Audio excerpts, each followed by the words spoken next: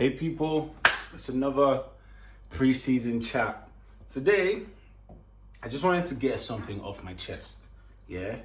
Today is the day where I try and express everything I feel about all these, essentially about the perception of Arsenal and how we're the most hated and also the most rated. It's actually ridiculous. What do I mean? Bruv, I've not seen anybody, yeah? They're always just on our dicks, bro. Like when Arsenal does this, everyone and a million people just always have opinions. I was listening to one of my favorite creators today, right? And they now started going on and on about how, why are Arsenal signing yet another defender? Why are Arsenal trying to sign yet another midfielder? They don't need this, they don't need that. And in my head, I'm just like, bro, what do you know? Why do you think you know what we need and what we don't need, bro? You don't support the team. You're not the manager. You're not a fan. You just want to criticize for the point of criticizing, bro. That's how my guy said Arteta has never signed a striker. Bro, there was Gabriel Jesus. Do you understand what I'm saying? It's just like, they just always look... Essentially, people can never pass up an opportunity to banter Arsenal. And it's just a bit like obsessive at this point. Like it's fully an obsession that these men have. Either that or they just really see Arsenal as a way to... I don't even think it's just clickbait, man. I think it's beyond clickbait at this point. I think it's just insecurity and a fear. Because it's just like, okay, cool. If you really don't want Arsenal to win nothing, yeah, then why do you care that we're signing players that we don't need to sign? Because I see the point of why we're trying to sign more defenders and more midfielders. Because it's a case where, number one, you have to strike while the iron is hot. You have to jump on opportunities when they present themselves. Yeah, everybody knows that what we need the most is our forward players, yeah. But that doesn't mean if an opportunity for a sick midfielder, an opportunity for a sick defender, if they present themselves, we should just tunnel vision, only the striker, let's get the striker first. Nah, man. We need, as a man, as a business, we need to be able to be multitasking capable, bro. We need to be capable of multitasking at the same time because opportunities come when they come. And if you snooze, you lose. That's literally what it is. You snooze, you lose. I know I've come on here and when we lost to PSG, I just knew this motherfucker was going to sign a midfielder or a defender before he signs a striker. And that's what these men are trying to do. They've already signed essentially two midfielders, Zubimendi and Norgard. And then we've been linked to two defenders, Mosquera and Heito. And it's just like, bro, when are we going to get our fucking forward players, bro? Like, it's actually infuriating, it's frustrating. And then I was speaking to someone else and he was telling me how Arsenal have had a shit transfer window. And I'm just like, bro, the transfer window is not even over yet. And then he's now saying like, nah, just but till now compared to other teams. I'm just like, why are we doing mid-season rating of a transfer window? The window is not even halfway through. So why are we already rating it? It's just like, why are we trying to find reasons to criticize Arsenal all the time, bro? Listen, Saliba played too many games last season. All of us can agree, yeah, that it's not right the way we've been overplaying Saka. So that just means it shouldn't also be right for us to overplay anyone else. We shouldn't be in a position where we're overplaying Gabriel because that's what we've done. Literally, Gabriel has been fit for every game for us since he joined the club. Gabriel has never had like long-term injuries since he joined Arsenal, bro. That's why it's unfortunate that last season was when he had his injury. So that's the point of being linked to two more defenders. Yes, just because we've got like our defense and midfield pattern doesn't mean we can't still ensure it stays patterned. That's the point. We're ensuring what we already have patterned stays patterned. You go from known to unknown. You go from stable to unstable. You need to ensure that what you have is proper. And is like proper beyond any doubt. It is proper as it can be. And then you now look for other bits that are yet improper to now properize them. It's just a case where, bro, people just need to take a chill pill when it comes to Arsenal. But they won't, because Arsenal just, for some reason, Arsenal just triggers a lot of emotions from these, man. Arsenal just triggers a lot of emotions from these man and everyone else. And it's just a case of, bro, I can just imagine if it was Arsenal that had spent like 2 billion and the most we've had to show for it is a fucking UEFA Conference League, bro. Do you understand how ridiculous that would have been if it was Arsenal that did that, but these man can get away with it? Do you understand what I'm saying? It's just, no one cares about Spurs, right? They're still trying to flex their Europa, and it's just like, bro, nobody gives a damn about all that. Nobody cares about your dead Europa. But there's only so much hating and demystification that we can do before it's like, yo, Arsenal, go time, bro. When is your thing? There's only so much copium that we as Arsenal fans can cope. Do you understand? There's only so much copium that we can cope. So it's just like the board needs to do what they're doing. And it's like, they're doing things because Luis Skelly has signed a new contract. You can't act like that is not as important as a new signing when we spent the whole year criticizing Liverpool for allowing Trent, Salah and Van Dijk's contract to get to the end without renewing. So I feel these lot are just doing I want to believe it's a case where in the board meetings, right, in the strategy rooms, they have like a list of things that need to be done to achieve the goals in terms of like keeping the quality players happy and certified, and then bringing in sexy players. Bringing in new players, bringing in more people to bolster the squad, bolster different departments of the squad. And that is what Norgard represents. That's what Kepa represents, bro.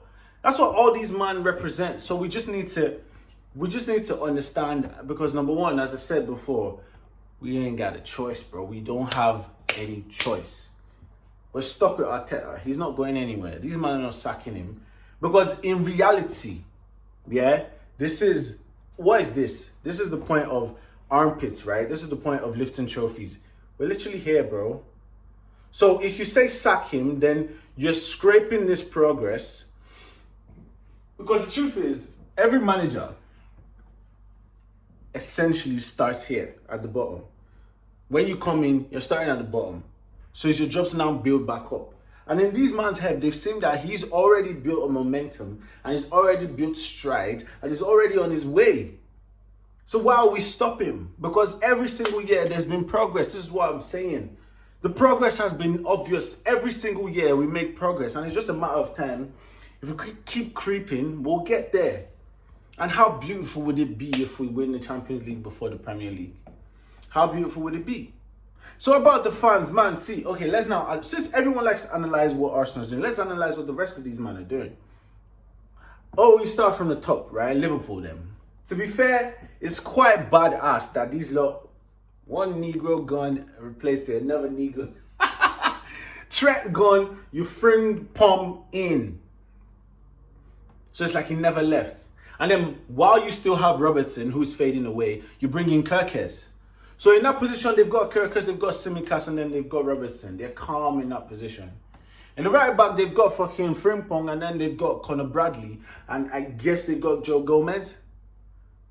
But them not bringing in no central defenders is a bit long, because what happens if Van Dijk gets an injury?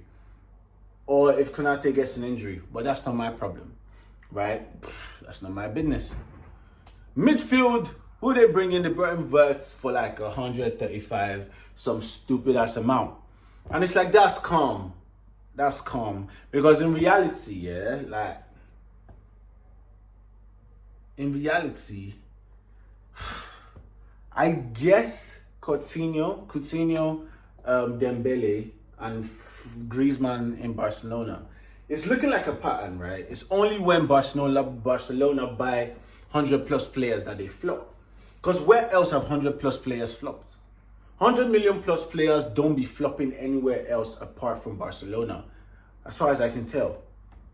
Because I don't remember Bayern Munich buying no 100 million plus player. There are only a few teams that I can even think of that have actually submitted 100 million plus for a player. Arsenal, because United haven't spent 100 million plus on any player. So it's Arsenal, Man City, Liverpool, Real Madrid, Barcelona. 5 teams. And PSG, sorry. 6 teams. 6 teams that have spent 100 million plus on players. And for what it's worth, it's really only Barcelona that's had the fails. So let's just. So Liverpool, I guess the point I'm trying to make is Liverpool, they've done calm. Hopefully they don't win nothing, and hopefully they don't sign any more players, and their season is just random next season. And then Man City signing everyone, bro, just signing every freaking person.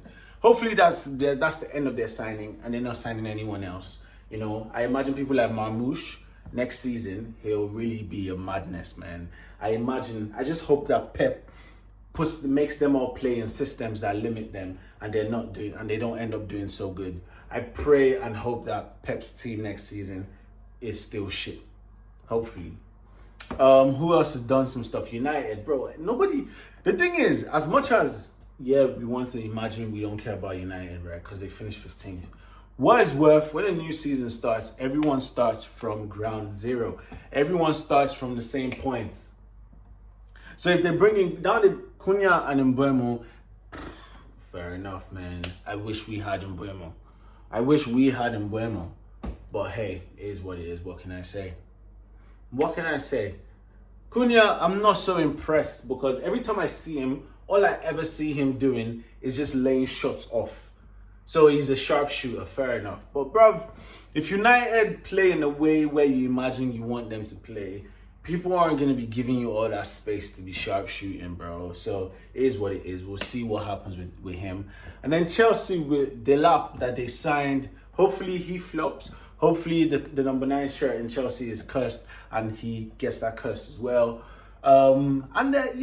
Obviously, Arsenal so far have made the most underwhelming signings. Not really. This is the point. You see what I'm saying? This is what people want to say. But Chelsea have only signed Delap. Who the fuck is Delap? He was relegated last season. We've signed fucking Zubimendi, a Euros 2024 winner. We signed Zubimendi, that is a starter for Spain. We signed Zubimendi, that is essentially the best player in his position in La Liga. Now, come to actually think of it, yeah. Zubimendi as a signing is up the verts. Even when you talk about price, of all the players that have been signed, Zubimendi has to be the second most expensive. If the fee that we got Zubimendi for is like 60 mil, it goes verse most expensive transfer in the Premier League so far. Who's after him? Because I know fucking Cherki and Reinders weren't expensive. Cherki was like 30 mil. I don't know how much they paid for Cunha. I think 60. So I guess Cunha, but do you get my point? And Cunha is someone that played for Wolves, bro. What did they do? Zubimendi's a winner. Anyway. So we can see, and then Spurs. Who the hell are Spurs signing, man? The best signing Spurs have made this season is their manager, Thomas Frank. So, point is, everyone just face what you're doing and leave our thing alone and just talk about your own team, bro. Talk about your own team. I just spent the last 5 minutes talking about other people's team and I was bored, bro. I think that's it. I think that is why. Talking about all these other teams is boring. Arsenal is most likely that's really what it is. Arsenal really is the most interesting team to talk about. And I guess fair enough, man. Fair enough. But anyway, hopefully we go and because imagine if we bring in Rodrigo and Eze, or Rodrigo or Eze, and I'll bring in Sesko, because that's who I want.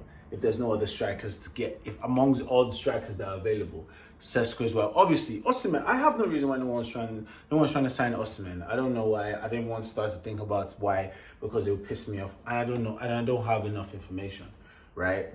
So I don't want to think about that. But I wonder why and who else we could get. This is why of everyone that's available, I hope we get Sesko.